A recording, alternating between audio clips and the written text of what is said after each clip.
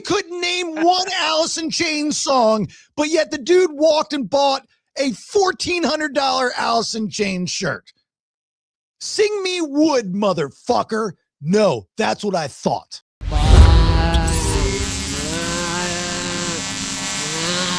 All right, before we begin, let's thank our great sponsors, and we've got some good sponsors. Now, remember, if you would like to be a part of the process, I would love to have a conversation with you. Sponsoring the BPX, the Bailey Podcast Exchange, just reach out to me via jasonbailey.com. Let's start. Inspect All Pest Services. Inspect All Pest Services, providing the highest quality termite, pest, and wildlife control. That's not all they do. Inspect All can take care of your insulation, your pressure washing, your gutter maintenance, and other home services there in the metro Atlanta and the surrounding areas. InspectAllServices.com. Also, thanks to Inspect All Pest Services for sponsoring all of our guests on the BPX. The Mad Dog, Manny Aurora with the Aurora Law Firm, theauroralawfirm.com. Best damn defense attorney in the land. He litigates all over the United States, based out of Georgia. Criminal defense, white-collar crime, DUI, drug offenses, appeals, and more. Theauroralawfirm.com. And if you have a legal question for the Mad Dog when he visits the BS, please go to jasonbailey.com and get that to me now. It's Ridgeline Counseling with Dr. David Markwell. If you need help, get help. He's got 10 therapists who work with him there at Ridgeline Counseling, 3 different locations in the state of Georgia, one across from Sprayberry High School in Sandy Plains, in East Cobb, Marietta right there near the square, and McKaysville outside of Blue Ridge. But if you're not in those areas and you still need help from the best in the business, that'd be Dr. David Markwell with Ridgeline Counseling. He does virtual sessions, which are extremely helpful, and you can set that appointment up at markwelltherapy.com. Alternate Power Solutions of Georgia, family owned and operated. They are a Generac generator dealer, offering sales, service, installation, and repair of automatic home standby and portable generators. And each and every one of you, 2 peers, when you become a customer, you get an upgraded warranty, free monitoring with a service contract, offering flexible financing, semi-annual and annual service contracts for existing installations and warranty repair. They have an A+ rating with the BBB, and you pay nothing until the job is complete, and you, the customer, are very, very happy. Call or request a free home assessment. You can go online, poweringgeorgia.com, or you can call 770-853-7571. Don't forget, use the discount code Bailey, and you get $500 off your entire installation. Servicing Georgia and Tennessee. MVP Walk-In Tub and Shower of Atlanta. Beautiful, affordable bathing solutions. MVP Walk-In Tub and Shower. They're a local family-owned and operated company committed to enhancing your bathroom experience in Metro Atlanta. They provide high-quality, safe, and affordable walk-in tubs and showers, focusing solely on installations that elevate your home's comfort and accessibility. They service all of Atlanta, Georgia. Like I said, family-owned and operated, no commission sales guys. There's no hassle when you deal with MVP Walk-In Tub and Shower of Atlanta. No high-pressure tactics. Go to their website and see the work that they're doing. Gen Xers, having them parents finally move in, and you're going to help them out, and you got to redo all that. Don't do it yourself. Go with the best in the business. These are the pros. MVPWalk-ins.com. Or you can call 404-493-6888. Mention the BPX, get $2,000 off. Again, mention the Bailey Podcast Exchange, BPX, or any of the shows, and you will receive $2,000 off from MVP Walk-In Tub and Shower of Atlanta. Alive Ozone Therapy Spa, Central Florida's first and only ozone therapy spa, administering ozone therapy or activated oxygen therapy non-invasively through what is called the Hocket sauna. Also offering red light therapy, halo therapy, pressotherapy, PEMF, as well as naturally in-house made ozone-infused products online, like that magnesium butter. AliveOzoneTherapySpa.com to book your appointment or to shop all of the products for Alive Ozone Therapy Spa, as well as the brand new Alive Ozone Therapy Spa app. If you are an Apple user, go into your app store and just search Alive Ozone Therapy Spa. If you're an Android user, search Alive Ozone Therapy Spa, order and book online. Again, if you are a business and you want the BPX, the Bailey Podcast Exchange, to help your brand, there's so much more than just advertising when it comes to this world. I'd like to have that conversation with you. Reach out to me, please, via jasonbailey.com, and let's chat. With that being said, let's begin. Hey, good looking. It's the Bailey Show podcast. jasonbailey.com. It's a website. I was drinking my drinky drink, listening to the intro, going, "Oh my God, we're about to start." Anyway. All right, there it is, episode 446 of the Bailey Show podcast. It is a guy show women love to listen to with a side of laughs. It's on the BPX. That is the Bailey Podcast Exchange. 3 different shows, 5 days a week, one feed. You say, "Oh my God, how do you find the time to give us all of this content?" I do it for you. How do you find the time, Bailey? I do it for you. I do it for you. And I hope you enjoy it. This is a freebie episode, but there's more where this came from. So if you want to subscribe, like that's what I really want is you to subscribe. So if you go to jasonbailey.com, it's $4.99 a month. You get all the episodes of the BS. So you can get the 5 shows a week, right? Right now you're only getting 3 and you get an extra 2 a week. That's like 12 a month for $5. Pretty good deal. I get to eat. My family gets to eat. Ben gets to eat. You know, like I need more of that in my life. No, you're supposed to convince people to subscribe. Oh yeah, I'm starving. God, look at me. I'm shriveling away to nothing. Right. That's what we want. Please do that. Anyway, subscribe on jasonbailey.com. Also sign up for the newsletter. Follow us on all of our social medias. The merch shop is up there if you're looking for a nice prize, Christmas prize.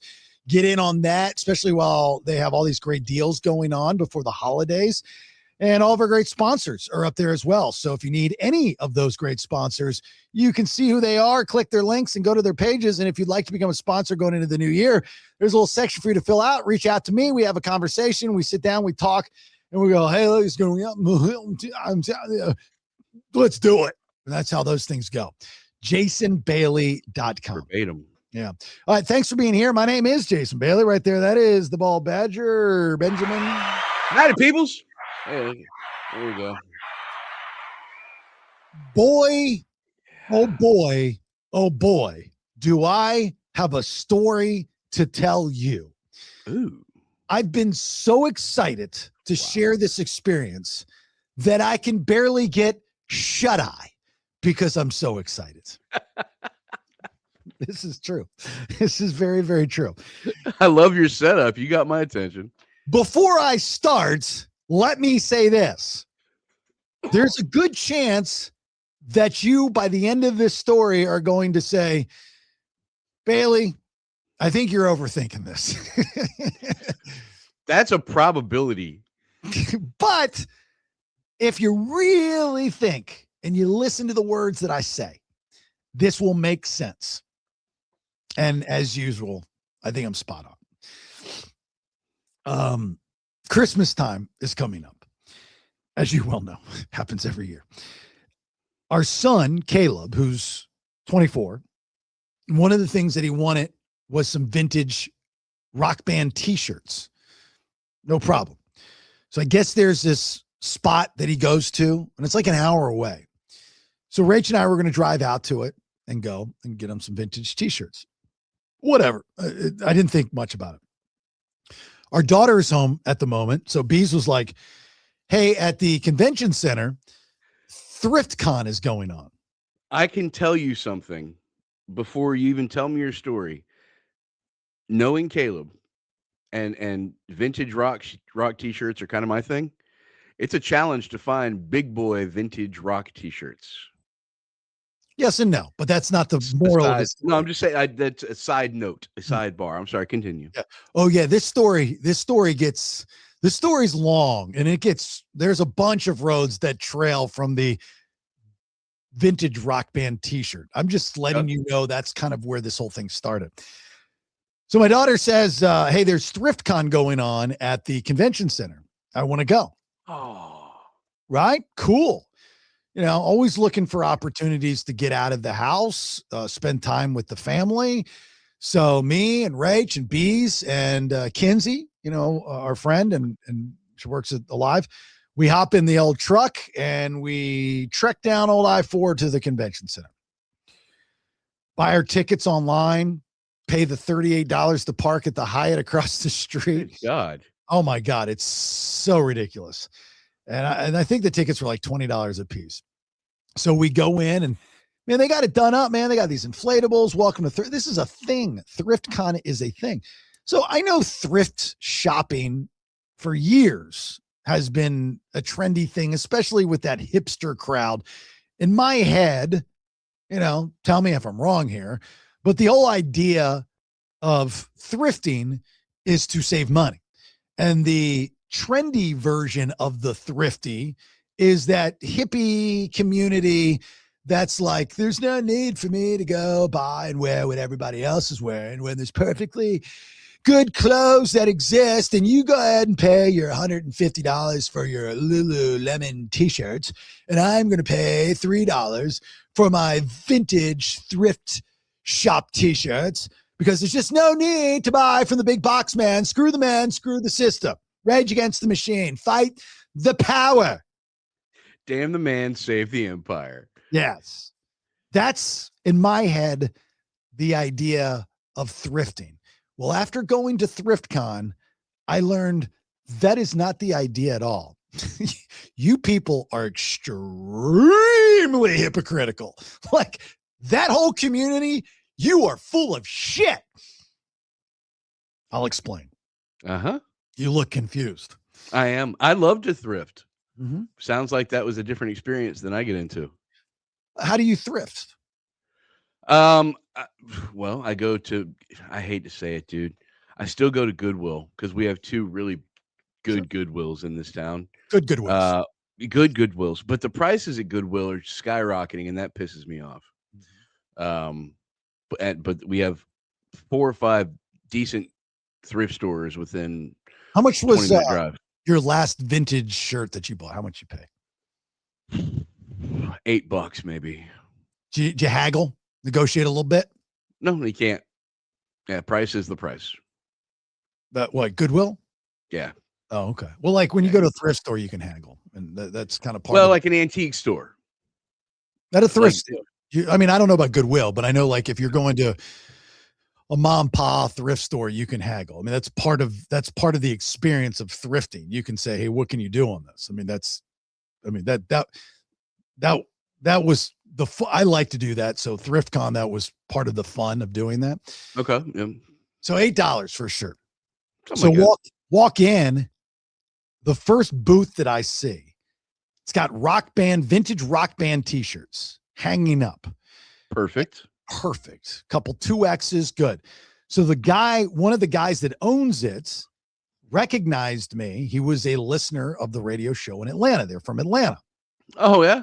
Even better. So it's going to make this haggling a lot easier. So I'm like, I really don't want to spend any more than $30, $40 maybe. I'll get a couple shirts and we'll be done with it. A couple for $30, $40 or $30, $40 each?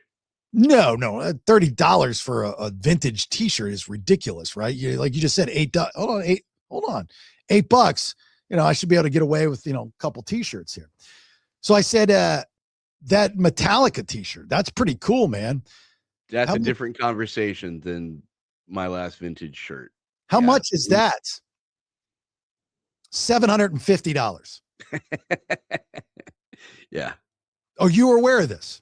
Yeah. I've made a decent amount of money selling some of my old shirts. Okay. This was mind-blowing. Like, okay. I pride myself on being 2 steps ahead. I really do. And I like to be up on all my stuff, as much as I can be. I had no idea what I was walking into. You can't buy a vintage. And when I say vintage, I mean an old concert t-shirt. And it might not even be a concert t-shirt. Like, you don't know. There's no blue book on these vintage concert t-shirts. It could have been a shirt that was sold at Camelot Music, for all you know. It's got holes in it.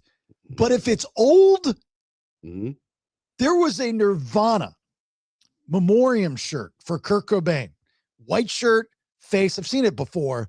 Year born, year died. That's not a vintage concert t-shirt.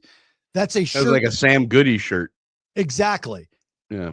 $2,000. $2,000. I'd recommend looking into the retro repro selections. What is that? They're throwback concert shirts that were printed last week. Okay, yeah. So what? Then I'd feel bad, and so I saw like. So this was the other thing is I saw. And again, you got to know or try to know and stuff. I saw some bootleg shirts, and you can tell bootlegs from like the early 2000s, 90s, and 80s. It's just because technology just wasn't there, so you can see that the image is kind of splattered and smudged and stuff like this. The guy was trying to sell them like they were vintage shirts. And I said to him, I go, that's a bootleg shirt. I go, I've been around these forever. He goes, oh, no, this is vintage. I go, no, it's not. It's a boot. How can you tell? I'm like, I've been in the business for 30 years. I know a bootleg shirt from the 80s and 90s when I see it. This is a bootleg shirt. It's a bootleg shirt. Bailey's just walking around Thrift Con starting fights. It was a bootleg. I mean, I was like, oh man, $100, that's better than anything else. I'm still not paying that money for these shirts. This doesn't make any sense to me. Here's the kicker. Okay. And it wasn't just the shirts. There's apple bottom jeans, with the boots, with the fur, yeah. Right. Kids are buying these. They're buying anything 90s and early 2000s. That's the trend. Anything. Not just clothes, anything that you have from the 90s and early 2000s. So Pepe jeans, which was like the laughable brand that, like, if somebody's wearing that, you're like, oh, no kind of person. Like, that's very popular. So then I run into another buddy of mine that I used to play poker with all the time when I lived in Orlando prior. His name's Craig. He's a great dude. Used to work at Disney, just retired. He owns fireworks shops around town. I forget the name of it, but anyway, he got into this business just recently, and they bought like this. They had an opportunity to buy these shipping containers. They had no idea what was in them, but it was like $300,000. They got all these shipping containers with old clothes, and they just took a chance and they bought them, and then they rented like 20. They did 24 trips from Baltimore to back to Orlando with bringing all this stuff in a 24-foot box truck, right? And they just found, and they had all these clothes in there, and they're selling them, they're reselling them. I mean, whether they get all their money back or not, who knows? It sounds like a fun business. Like, as far as I love to find investments. This is right up my. That's a long game. It's a long game, but it's in my squisher because it's a lot of fun, right? This would be a lot of fun to do. Here's the kicker. After going to Thrift Con and learning about the business of thrifting in 2025, the idea has always been for you thrifty people is that, hey, look, I either A, can't afford to go and buy certain things, so I go buy them cheap that have been slightly used, or B, I refuse to go and shop at these big box stores, fight the man, kind of thing. So I'm going to thrift.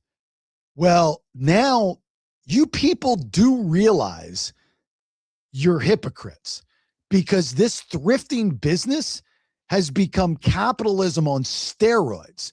You're selling a Rock Band concert t-shirt from 1985 for $2,000. So not only are you wearing a $2,000 t-shirt that you well overpaid for, if you're selling them, you are the definition of capitalism by selling a $2,000 t-shirt with a markup of $10,000. Okay. So everything that was supposed to be thrifting is now what you people supposedly were against all these years. Okay, kids can't pay their rent, but they're wearing a $2,000 t-shirt? Yes. They wear the clothes. It's not collecting. They actually wear the clothes. And here's the even bigger kicker is they don't even know who the fucking band is. They couldn't name one Alice in Chains song, but yet the dude walked and bought a $1,400 Alice in Chains shirt. Sing me wood, motherfucker. No, that's what I thought. Can't do it. It's the craziest thing. Craziest thing. Absolutely craziest thing. I could sing Wood. Yeah, so could I. I deserve that shirt more than that kid. If I could, would you? That was my favorite song because it was 2 minutes and 9 seconds. It was a short 209. It was like the short song. So I would like when I was running late on the radio, I would swap out songs, and it was, if Alice in Chains song was like Rooster was like a 6-minute song, or like Dem Bones. Yeah, Dem Bones was a short song. Yeah, Dem Bones was a short song. Yeah. So anyway, mind absolutely blown. So, but here's what's interesting is, like I like to dabble in the collectible, especially for the nostalgic reasons, like the toys and stuff like that. This is not just a specific thing. Like this isn't just clothes. This isn't just toys. This is everything. Everything. If you have anything from the 90s to early 2000s, like to me, that was yesterday. Even the 90s, early 2000s. It's part of this new world. I'm cataloging all my stuff in the back of my head right now, trying to figure out if I've got anything from then. Well, that I did not save. I didn't save shit. Right. Rach has got all of her clothes, so like the girls are going to go through her closet. I'm like, thank God, clean this thing up, because Rach, like, she doesn't shop often. She's not a normal chick. She doesn't go clothes shopping. Plus, now every day she wears scrubs. Yeah. So if she ever gets probably the same size she was back then too. Yeah, pretty close. Yeah. She's a tiny thing. Yeah. Any new clothes that she gets, I buy them for her, because I'm just like, here, let's go out. Let's wear something new. I know how it feels, especially for a chick. So I try to encourage her to buy clothes, but she doesn't get rid of anything. She's kind of a hoarder. She hates when I say that, but she's kind of a hoarder. And you go into her closet. RD. Make sure the D is really hard in there. Yeah. My wife is such a whore.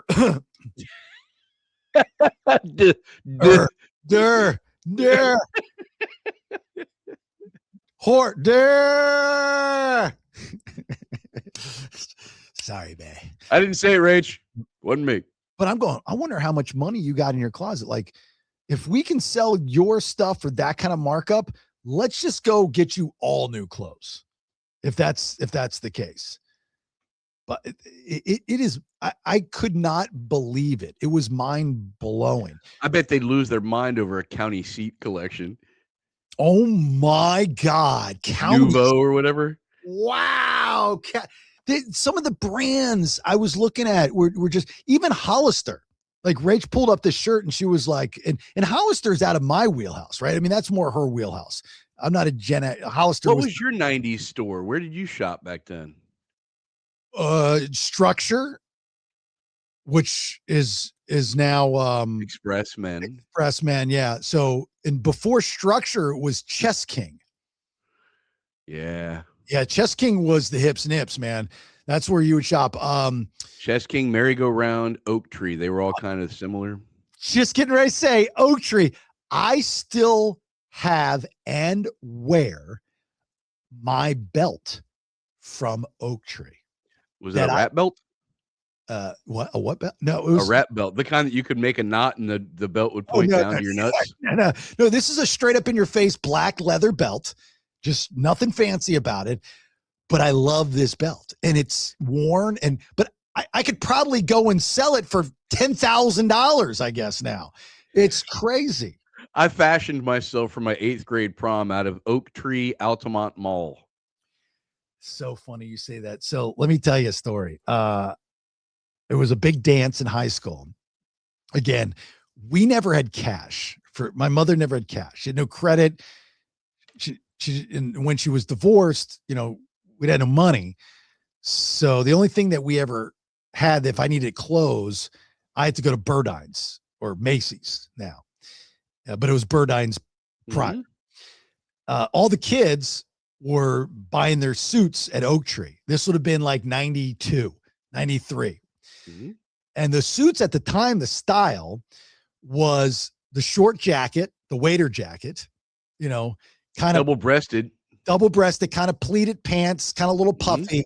And the colors, Cavaricci-ish. Yeah, Cavaricci is. Yeah. And the colors were very De La Soul. Like it was the Mustard, mustard, that olive, orange, olive yeah, green. Yeah. And then like that rust, bright, like not bright blue, but like a midnight blue, like a midnight indigo. indigo. Yeah, this is so awesome. I'm so glad we're on the same page on this. And all the kids were buying, all my friends were buying those suits. And the dress shoes that had the little silver tip at the end of them. At the end of it, yeah. Yep. And I was like, Mom, I need a suit for the dance. I want to get it at Oak Tree. And the suits were like ridiculously priced. They're like $150 for the whole thing. The 90s, that's right. And she goes, I can't afford that. With the rayon blouses as your dress shirt. Yeah, rayon. She goes, I can't afford that, Jace. You know that. She goes, and you're never going to wear that suit again, which at the time didn't make sense. But now she's absolutely correct. So instead of spending the $150, $200 at Oak Tree for the suit for the big dance, she was like, let's go to Burdines and get you a real suit and a silk tie. I mean, like $1,000 worth of stuff. So she would, because we had no choice. Like she would rather spend $1,000 at Burdines and get something that I would wear the rest of my life, I guess, which I guess is back in style now, versus getting something at Oak Tree what I'm just going to wear once or maybe twice. I had no choice in the matter. So I remember going and getting fitted for this double-breasted black suit. Like I was going for a job interview to become the CEO of a Fortune 500 company, and a silk tie. And I tried to get a wild one with different colors in it and stuff. And it was the whole shebang and stuff. But I still, to this day, I still want an Oak Tree suit. Like to this day, I wanted an olive green Oak Tree suit. I had it. Boom, that's the color you went with? I had an olive. Well, for that particular one, I might have gone black, but I did have an olive green Oak Tree blazer. I dressed like I was in Color Me Bad, bro. I was Color Me Bad, yeah. Yeah. What color tie did you wear? Please tell me it was red. It was a white tie with these like splatter circle. Why do I remember this shit? Like splatter circle polka dots. In like olive green and black. Yeah. Yep. And I had a chain on the outside of the tie. Of course you did. Yeah. I probably would never talk to you again if you didn't. Diamond stud here. Diamond stud. That I got at the piercing pagoda in the middle of the mall aisle. Dude, that's great. See, I told you I was a mall bitch.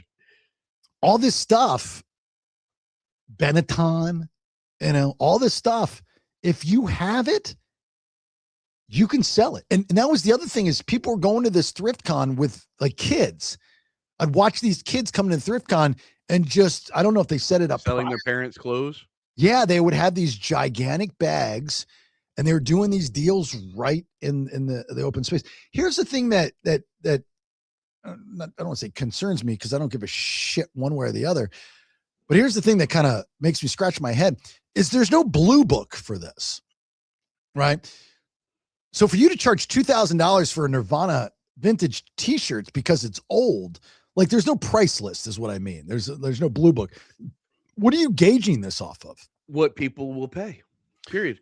You can go on like eBay and see what is this been selling for, when's the last time one of these sold? I used to do a lot of eBay stuff too. So I share that mentality.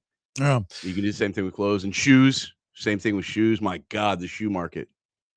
Yeah, well, that's the shoe market. I get that's a thing. I have, and this would be, I guess, from the early 2000s. Yeah, it'd be early to mid 2000s. Like I've got a ton of watches. I used to be a big watch guy. Like literally almost weekly when I lived in Baldwin Park and I'd go to the Fashion Square Mall. Mm-hmm. I would buy a watch almost every week. What brand? Bulova. All right. Okay, that's good. It was the big, thick watches, right? The big, thick watches, which, by the way, side note, I was told this, I believe it is true. Bulova originally and or simultaneously while making watches also helps make missiles. Did not know that. And they're on the coast, like located in Florida or something. That's what I heard. Anyway, So I have all these watches. I have like 40, 30, 40 watches. And I've been trying to unload them for years. I sold one of them, which happened to be my favorite one, this rose gold one. But I also have like Nixon watches, Oh, which yeah, dude. if you're like thinking that Shit, I'll buy some of your watches. So, well, I thank God, I guess I didn't sell them at one time. I was trying to sell all of them for like $500. And I have like I said, 30 to 40 watches. So I'm assuming that with this new thrifty trend, I don't know. I'm going to, I'll buy your watches for $500, Bailey. Not anymore. You're not. I can help you resell them. I'll give you 10%. Yeah, I can help you. We can do some consignment situation because I know them. Yeah, I've got a list. Like I had Bees do a list years ago. I still have the list. It's on my desktop. So I'll give you the watches. I'll give you the list. You do it. I'll give you 10% of all sales. I just don't want to deal with it, but I do want to unload it. Now I'm kind of curious on how much they're going to be. I would love to know. I mean, we get semi good interaction with you guys listening. It's usually like a group like, the Marshalls and the Tranthams and those people that comment on a lot of stuff. But I would die to know, love to get comment, whether it's on the Spotify stuff or on our social media, like what you have from the 90s and the early 2000s, because this might be the first time that you're hearing about this. Like I could have just made your day with saying everything I just said, knowing that you've got boxes of clothes. I mean, because this is our wheelhouse, people like us Gen Xers. This is our time to benefit from all that old stuff that we kept all these years. And this is where the retirement fund comes from. Right. Unfortunately, I didn't keep all my stuff. I wish I would have, but I did. I mean, I literally just gave. If I didn't see it, touch it, feel it, after a year, I would just give it to Goodwill. Dude, I had a Slaughter t-shirt that I gave to just a friend girl of mine. Wow. That was probably worth a couple hundred easily. Slaughter. So I said to my buddy, I go, you know what I have at my house? I have an unworn, for the most part, untouched Pearl Jam concert tee from 1996 that I put in the Vitalogy tour. It's in a shadow box, and it's always been there. Not touched. I mean, just like in pristine condition. Because I was like, well, I don't know why he kept it. He was like, oh, you definitely get a couple $100 for that. And I'm like, I'm not getting rid of it for a couple $100. If this is the holy grail of t-shirts for $1 million, you can take it. But I'm not getting rid of it. I'm not messing up my shadow box for a couple $100. That ain't happening. So, and this is the other thing that I realized is that this is a young person's business. I mean, yes, there are Gen Xers that are there working booze or owning this stuff, but the majority of people that I saw at the Thrift Con doing business, they're in their 20s. And I understand why, because like you had said, Ben, they probably are going through their parents' stuff, right? Their parents might have died, who knows? But here's the other thing. Those kids have no emotional attachment to it. It's really difficult for us to get rid of that stuff. I don't know. Like, I'm not getting rid of that Pearl Jam shirt because I remember me and my fraternity brothers driving to South Florida, going to that show. Do you remember what show it was? Was it Vitalogy? It had to have been. No. 96? Yeah. Versus came out in 94. I was at Versus. Okay. So Versus was 94. Maybe 95, but Vitalogy came out in Vitalogy was out before 96. I can tell you that because I had it when I was in Wingate. So whatever, I thought Versus came out after Vitalogy. No, Versus was second. Versus was second. Yeah, it was 10, then Versus, and then Vitalogy. Okay. So yeah, I guess it would have been the Vitalogy. Because it was actually it was initially called 5 Against 1, and there are some albums that still say 5 Against 1 that were pressed before they changed it to Versus. Okay. Next part of this conversation. So no way we're getting Caleb. I'm not paying this money for a t-shirt. This is absurd. This is ridiculous. It's just not happening. Now, this is not the only place you can get this. I mean, you can go to flea market. That's where they get all their stuff, is people that don't know any better, and they're just getting rid of it at flea markets for $1. They buy it, and then they turn around and sell it for $300. So the markup is ridiculous. So that's kind of where you want to look. So it makes it kind of fun if you want to get involved in this kind of stuff. So Caleb also not only collects, but listens to vinyls. He's not a poser when it comes to rock music. Caleb, he plays bass, guitar. He appreciates music. He understands music. He has a love for all rock and roll, all music. He's not a poser. He gets it, and he's got an ear for it. So he's not one. My point is, he's not one of those poser vinyl people where it's just like, I've got to have vinyls, man, because that's what they did back in the old days. And my record player is also an MP3 player, and it's Bluetooth, and it connects to my glasses. He literally has an old school record player. He's got 3 record players, to be honest with you. So I was like, let's go buy him some records. So we go to the first record stand that we see, and it was buy 3, get 1 free. And so I got him one that wasn't part of the deal. I got him the Nirvana Unplugged album. Oh, in my opinion, one of the best. I can only phenomenal. Only imagine what that sounds like on vinyl.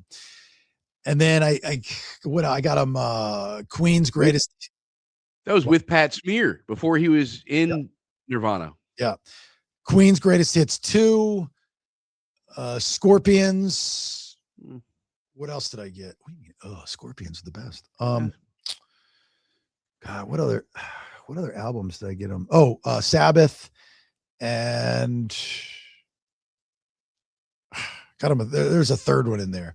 Just kind of random ones that I didn't think he would have. You know what I mean?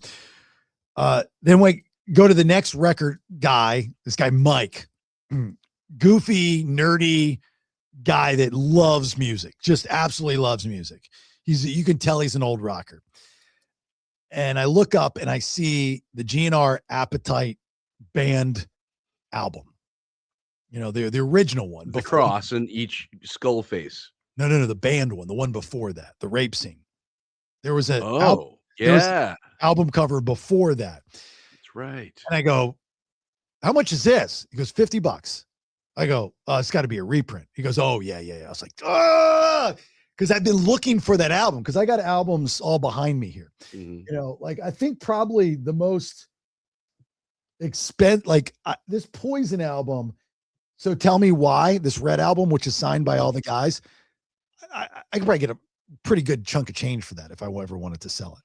I was probably not bad, not nearly as much as Look What the Cat Dragged In.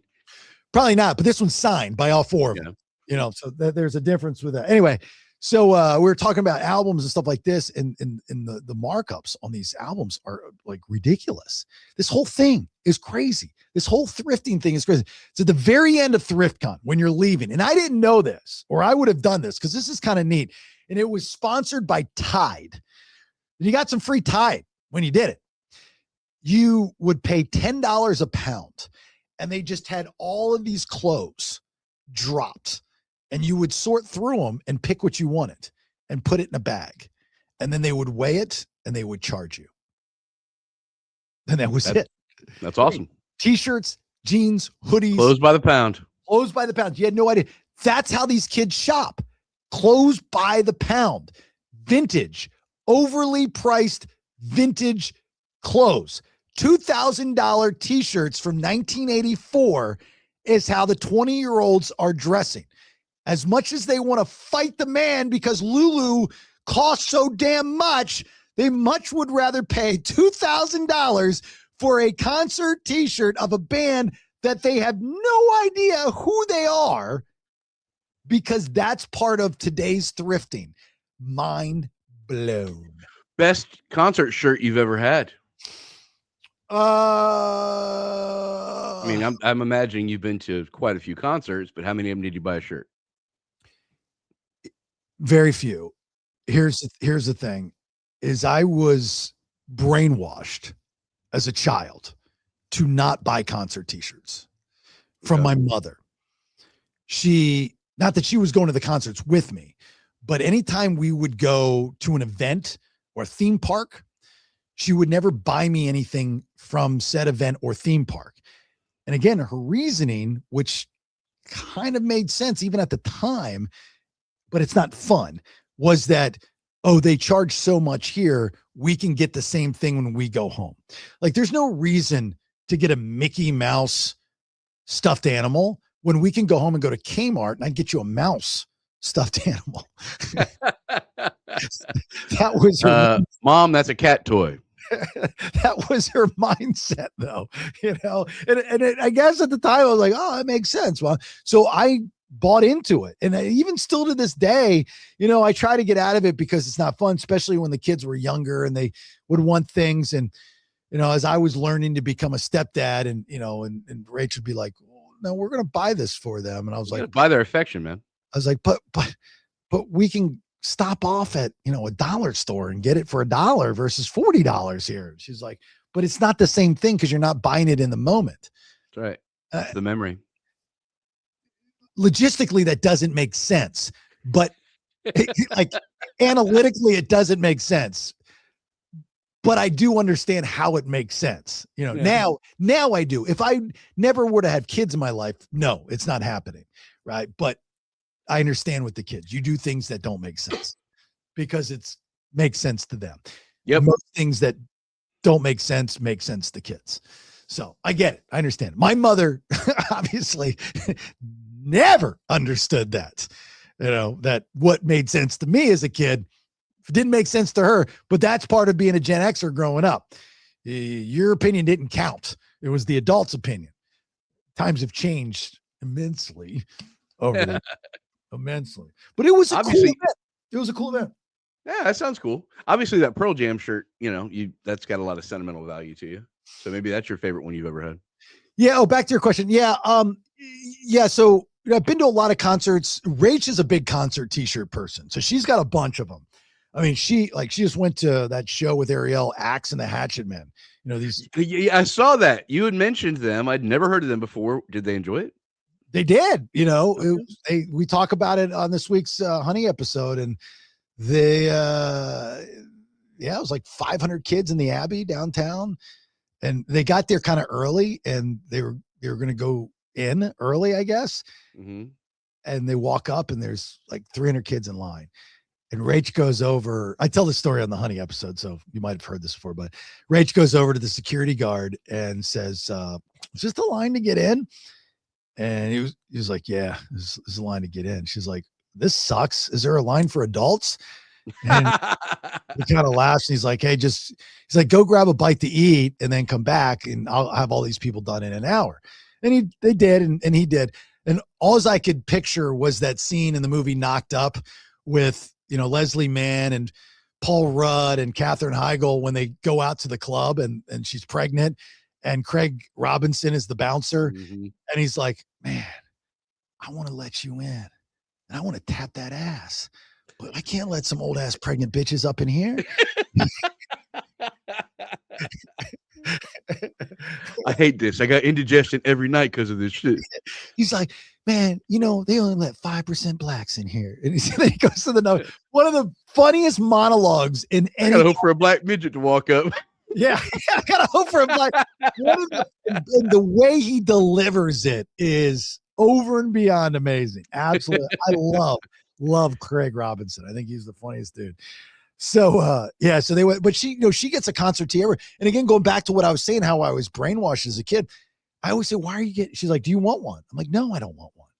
Like, most times it doesn't fit well, right? It just doesn't do anything for me. I'm a t-shirt snob. I'm really picky with what I wear. She's got a ton of them. Just absolutely a ton of them, So, but the Pearl Jam t-shirt, I mean, it's sentimental. I mean, it's not over the top sentimental. I'm trying to think of like, what would be the most sentimental concert if I had a not t-shirt? Necessarily sentimental, just like the coolest shirt, like the one you like, man. Wish I had that to give to Caleb. That would have been the badass shirt. Or I wish I had that to sell right now. I don't know what it looked like, but probably the GNR Soundgarden tour. Yeah, I don't remember them being on tour. 89. Yeah. Man, oh God, I just remembered this. I had Lollapalooza 2. I had a t-shirt with the Dragonfly, with Soundgarden, and Oh, that's cool. Porno for Pyros and I had that shirt. I wore the hell out of it, and it shrunk, and I didn't. You sure it shrunk and you just didn't grow? It shrunk, Bailey. The damn shirt shrunk. I don't know what happened. Had Ozfest nothing to do with my sandwich things. Ozfest 98 would have been cool. I was there then. That would have been pretty cool. Any Poison show, I guess. I don't know. Poison shirts are probably going for a pretty penny right now. Yeah, I bought. I remember Huey Lewis in '80s. Oh my God, I would love to have a Huey Lewis shirt. Yeah, that was my first concert. Well, that was my second concert that I ever went to. My first concert was when I was 12, so that would have been '88-ish. It was Frankie Goes to Hollywood. Relax. Don't do it. Don't you have Huey Lewis behind you on the wall? I do, yeah. You got sports, right? Yeah. Yeah. Well, the albums I have behind me mean something in my life. So okay. I always say music is the soundtrack of our lives. So you can break down your life into like compartmentalize it and segment it. Mm-hmm. And then if you take those segments of your life, there's usually 1, 2, or 3 albums that if it were a movie, that would be the soundtrack. Mm-hmm. So like when you hear a certain song, you go, oh, 1989. So Huey Lewis in the News was the first cassette that I ever owned. Second piece of music that I ever owned. First piece being Meatloaf's Bat Out of Hell on 8-track. And then, wow. The cassette. And the cassette department was at Hutzler's in Glen Burnie, Maryland, was for some reason separated from the 8-tracks.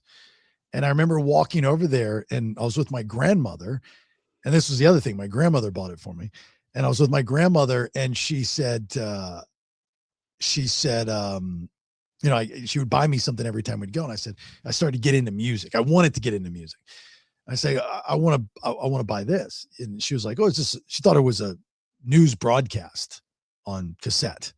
Huey Lewis? Yeah. That's funny. Huey Lewis in the News. So she thought it was and at the time, I don't even think I knew, because the Power of Love, I guess, was out because of Back to the Future. Back to the Future, yeah. But Huey Lewis's first big song was "I Want a New Drug." Mm-hmm. Yeah, really? Was that the first one? I could be wrong on that, but to me, a great song. To me, in my head, I remember that as the first Huey Lewis song, but I could be wrong. I don't know. But that was my first that was for me, my introduction into Huey Lewis was "I Want a New Drug." One of the most underrated bands in the history of ever, in my opinion. Yeah. And Huey Lewis is in the Blacklist. Did you see that episode? Yes. Did I see? I feel like I remember that. I remember him being in a number of things. You had to go and talk for Jelly Bean. Fake it and go and talk for Jelly Bean. He has this moment with Raymond Reddington. It's pretty cool. Wow. Yeah. Well, he can't sing anymore, so he might as well act, right? Right. And they wanted him to, the part of it was they wanted him to sing. And I was like, I told Rachel's like, he's not singing. He can't sing. Poor man lost his voice. Yeah, he can't hear, whatever the case may be. So, so like all that stuff is real. So here's some more stuff that they were selling. I don't know if I'm going to have time to get into this whole conversation, but they were selling VHS tapes. VHS tapes. They were selling VHS tapes at Thrift Con. I've got hundreds of them. Sell them now. I don't think that there will be a hotter market ever. Really? I would see these different booths selling VCRs. Like I saw a Inbox Magnavox VCR DVD combo, $150. What 20-year-old or who, I don't know, any age, who's watching VHS tapes? Is that a thing? I want it to be so badly. I'm furious right now because I threw all of mine away.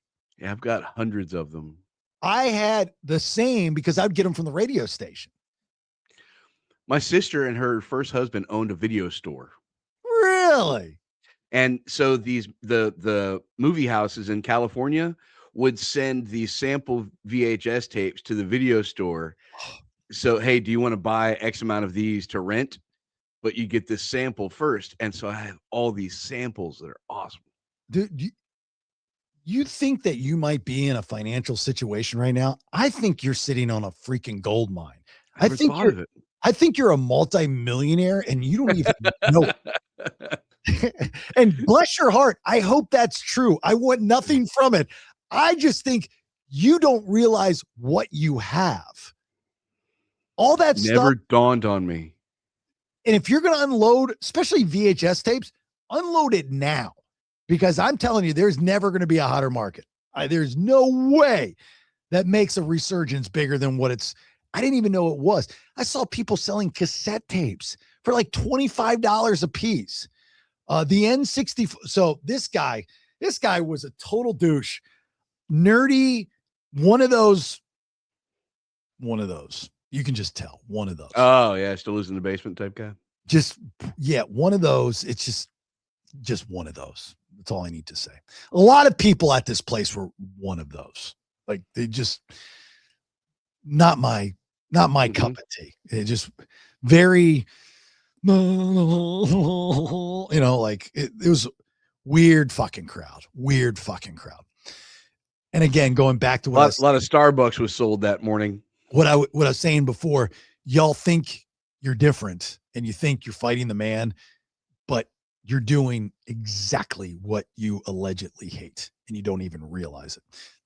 I'm going around anybody that listen telling that to people. I was trying to start a fight. I was trying to start an argument, because you get these boy girl things walking around with their little outfits and they're like, and then well, you should have just worn a Trump t-shirt. You've been arguing all over the place. Oh my God. I thought about it. I like, after I walked in, I was like, I gotta go find me one. I just want to see the reaction. Just see the reaction. Anyway, there was this guy that had a bunch of like gamey and toys and stuff, which I love, nostalgic toys. And he was having the nerdiest conversation with this kid, and he was being kind of a dick to him. But anyway, so another guy comes in behind the booth and I say, "Can I ask you a question?" He's like, "Yeah, sure." It was he was a kid and very nice. I said, these are N64 games, right? He goes, "Yeah." I go, "Why are people buying these now?" Just out of curiosity. And the older guy that I guess this was his booth. He goes, you want to answer that? And points to the other guy. I'm like, dude, relax. I just asked the question. I'm just curious. Well, I can give you an answer. A little condescension. Just being a real putz, And I was like, I need you to take it down. And if you want to answer me, that's cool. If you could tighten it up a little bit, I'd appreciate that. I got shit to do. If you can't, let me know and I'll walk on. I'm just trying to make conversation. And I kind of shut him down a little bit. And I'm like, look, nerd boy, this is how we did it back in the day. You're going to be a dick. I'm going to knock you out. I'm going to punch a hole through your chest. It's just simple. I don't play these games, Anyway, so the kid that he was talking to goes, it's this. And when I say kid, he was like in his mid 20s. He's like, it's this, maybe even 30s, but he was like, it's the nostalgia factor. And I said, I understand that, but it's kind of twofold with nostalgia. Like, are you buying an N64 game to collect it and showcase it, which I think is kind of odd, or do you actually play it? And he goes, no, you play it. I said, really?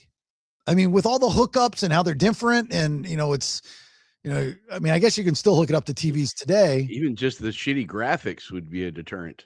Right. Well, and they probably make AV to USB connectors and adapters and stuff like that. I'm sure. But I was like, so the with all the graphics and how great they are now, you guys still want to play, and the N64 wasn't horrible, but you still want to play crappier graphics. And like, yeah, it's the nostalgia factor. I'm like, I guess that's like vinyl. I mean, vinyl, even though it doesn't sound anywhere near as clear and good as a CD, I mean, that was the whole point. It's the idea of one of my mantras in life, right, is perfection is the art of trying to achieve perfection, right? I mean, the imperfections of trying to be perfect is what perfect is. So like the more you screw up and, you do a radio bit and the screw ups in the radio bit or the conversation usually are what people remember, not if it was clear and perfect and overly produced. That's kind of my point. So same thing, I guess, with video games. I've got tons of N64 games.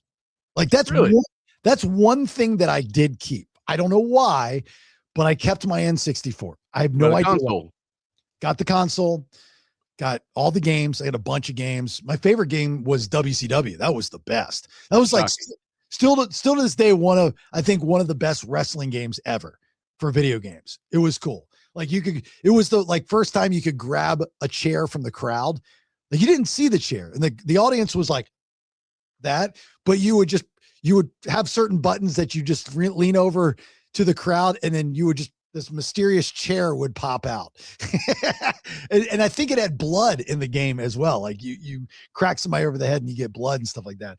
But it was cool. Like I'd play that game to death. And I never had a 64, never got into it. So I asked him, I said, okay, well, if that's the case, what about the Atari 2600? I've got 2 of those consoles and a ton of games. And he's like, no, not too old. Yeah. I go, well, should it be older the better? I mean, isn't that kind of how that works? He says, well, with video games, the Nintendo 64 or even the original Nintendo, it was still fun to play, right? Even to this day, it's still fun to play. The Atari 2600, the games weren't fun to play. I go, I don't know about all that. You ever play Contra from Konami? Yeah, I mean Contra on Atari? Yeah, absolutely. Yeah, sure. I don't remember that at all. I remember Contra being the up, down, left, right, and that was all on the original Nintendo. Oh, maybe you're right. Maybe I'm wrong. Okay, maybe Contra was great, but that was the Nintendo. Okay, so that might have been just Nintendo. Atari would have been like Pitfall and Pong. Oh, my favorite game, Kaboom. Kaboom! Yeah, you just lay the bombs around. Yeah. No, you would have to catch them in the barrel, and you had a special controller. It was the dial controller. I'm thinking of. And there was a burglar that had the old school burglar, like from A Christmas Story look, the black and white, and he would drop black, like stereotypical bombs, like a black ball with the fuse, with the wick, the fuse, wick, and you had this barrel at the bottom, and you had to catch them with the dial, and then when you got to a certain level, you literally were just going. Like there was like no strategy to it whatsoever. That was my favorite game. That was awesome. Pitfall was my jam. I would go to my buddy's house because he had an Atari and we would play Pitfall. Well, I would play Pitfall on the Commodore 64, which was like one of the first, like a reprint. No, the Commodore 64 was before the computer. Yeah. Commodore 64 is way before Nintendo. So load quote star quote comma 8 comma 1, and you would have to type that in to bring up the file. I remember that. I'll never forget. Wow. Yeah. I was more of an Oregon Trail guy. Yeah. And that's the thing. I never did Oregon Trail. I never got into Oregon Trail. Oh, I loved it. I got dysentery a lot. Yeah, that's what I hear. That's the only thing I hear about Oregon Trails. Everybody gets dysentery. I'm glad I didn't play the game. And my wife died again. I got the runs. But it was just absolutely bonkers. The VHS stuff was nutsos and the butsos, right? I got to look into that. And then just what they were charging on this. And I'm just trying to think. Maybe I'll get my buddy Craig on next week's episodes. We're recording, right? Next week? Sure. Well, we're going to take a week off for Christmas, but. Oh, wait, no, that is next week. Is that next week? Christmas? I think so. Yeah, I think so too. Maybe I'll have to do it in the new year. But get to have Craig on and talk about this because, like, I don't know about y'all listening, but I'm always looking for ways to invest and make money. And, the idea is to make money while you sleep, right? So I don't know if this is a good one or not. But that would seem fun to me, just to go out and that's your job is to go to. Does he have brick and mortars or is he doing all his stuff online or what's he doing? So he's doing it online and he's doing these events and there's plenty of events like every weekend. I mean, you'd have to travel, I guess, but I asked them about a brick and mortar and they're thinking about doing it, to do a brick. Because here's the thing with this bubble of stuff. I think this is perfect for a brick and mortar because does a brick and mortar stand for? Nostalgia, right? So that's old school. We've got one right here in downtown Sanford. You should go there for a t-shirt. A thrift store. A brick and mortar with vintage concert shirts right here on Sanford Avenue. Get out of town sideways on a skateboard. Really? Yes, sir. And they've got a couple, $300-$400 t-shirts in there too, but they've got racks of less expensive ones. Okay. All right. You know what else has gotten really popular is vintage NASCAR shirts. Really? Hugely popular. Vintage NASCAR. Yeah. You know what I'm waiting for? The big payday? Vintage Buckethead Show shirts. I would rock one. I've got my very first t-shirt still. I do still have that. I think I have every shirt that I've ever done. There were old radio station t-shirts, which I thought was pretty cool.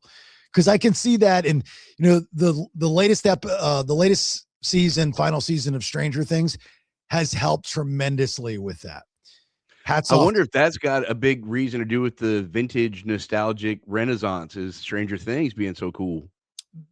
That's a good observation, Ben. I think that you might be onto something there. Because they this season they put over Tiffany. Like last season it was Kate Bush, and this season Tiffany is the 80s artist that they play. So really? Running just as fast as we can, holding on to one another's hand, trying to get away into the night, and then you put your arms around me, and we come to the ground, and then I think we're alone now. Alone now. Doesn't seem to be anyone around. I think we're alone now. Beating of our hearts is the only sound. Casio keyboard. Man, you're making me want an Orange Julius real bad. Orange Julius. Look, I've always said if I had the money to do it, and this was before this, like any of this, is I would go and buy an old shopping mall. Even before, Stranger Things did it, and I think season 2, when they went up and took over the old Gwinnett Mall, and then they redid it into an 80s mall for the show. Before they did that, I always thought it would be cool to go buy an old shopping mall, get licensings for the old brands, and find the clothes and sell those clothes. Because the heyday of the malls, and you guys know my love for malls. It's very difficult to get that same feeling that you had back in the heydays of the malls. Mm-hmm. It's virtually impossible. Every year for Christmas, as most of you know, I go and walk around the mall. Ben called me the other day, or I called Ben, and we're talking. He's like, "Where are you at?" I said, "I'm walking around the mall." And I think you're kind of like, "Why?" No, I didn't. It didn't dawn on me you were doing your nostalgic tour, and I thought it was cool. Yeah. So every Christmas, December, when I'll do this here in, I don't know what day this is being released, but I'll do this in a couple days, is on the anniversary of my grandmother's passing, is I'll go to the mall, and usually I'll pack a tuna fish sandwich, and I'll sit on the bench and I'll have lunch, or I'll go to the food court. I'll order her a coffee, and I'll sit there and I'll have a coffee with my grandmother. And I've been doing it for years. I'll stop off at a Catholic church and I'll light a candle, and that's kind of how my day goes. And then I'll come home and I'll watch the only video that I have of my grandmother, spliced together from VHS tapes with a lot of grainy snow and horrible audio. And I bawl my eyes out, and then I go to bed and wake up the next day and move on and wait till December 20th of the following year. But that's how my day is. But during December, I try to soak in the mall as much as possible. I don't necessarily buy anything, but I'll just walk around, because I think malls and the holiday spirit kind of go hand in hand, at least for me as a 50-year-old. Did they have Santa? They did. And I got to tell you, this Santa that I saw at the Altamont Springs Mall is on Ozempic. He was way skinny. Way skinny. I was like, Mrs. Claus was there in her Lululemon. At one side of me, I was like, Man, that sucks, man. Santa's supposed to be fat, but on the other side of me, I was like, good for you, Santa. I guess that Ozempic is really working for you. The 2025 in shape, slim down Santa's pretty darn good. Good for you. Somebody spiked his milk and cookies with metformin. Yeah. Anyway, so thrifting is a thing, man. It's a good business. And like I said, I'm always looking for ways to make money. And if you got stuff to sell, please reach out to me. Like, please reach out to me. I'll have you on the show. I'm just curious what you have. I think that's cool what people keep and why they keep it. Those stories are really, really neat. Those are fun to listen to. So if you got anybody, just email me, call me, come over, whatever. Find me at Alive. Any chance you got any Swatch watches in that collection? I wish I did, bro. I wish I was going to bring that up when we were talking about it earlier. I wish I did. And the double, you'd take the double guard, two guards and crisscross them, right? Swatches have actually come back. They sell them. I've got one here. It's actually an autism watch. It's not a Swatch, but it's a knockoff Swatch. Oh, yeah. I want more of those. They're great. With the puzzle pieces? Mm-hmm. Yeah. I have oh God, you know what I have? I bet you this. I have the original Nintendo Game Boy still in the box. Oh. Yeah. The little games. I don't know. I might have come with one. I didn't collect it. I never used it. They had the little games that were like an SD card type gig that you would put in the side, right? I wonder how much that is worth. I'd have to find it, but I wonder how much that's worth. Yeah. I mean, got to be hundreds. Yeah, I'm not looking for hundreds. I don't need hundreds. I need thousands. Well, I mean, as I'll tell you about in tomorrow's released episode. You might have to ship it to Japan. Yeah. But those things, like I know I do have some older stuff. I have a little bunch of old Garbage Pail Kids. I don't know where. I've always been looking for them. I can't find them. They're somewhere. And I feel like those would be worth some money too. Garbage Pail Kids are awesome. Smurf action figures. I've got a ton of those. I'm just curious on what, like, that would be a great TV show, kind of like one of those American Pickers type of things, is that you go into somebody's house and you root through their stuff. And there was one. And you find out how much it's worth. Well, there was one. Yep. And he was specialized in vintage toys. He would go to their house and look at their toys. Oh, really? And he would either buy them all or not. Wow. And resell them. That's nuts. Yeah. Well, there's businesses, like there's a guy in this networking group that I'm a part of that he goes and, they take junk out of people's houses. Mm-hmm. Like I would do one of the, like, I would run one of those businesses just because I think you can make more money by the stuff you take out of the houses. Like the resale. I mean, there's layers to that business. You got to have so much knowledge about so many random things, though.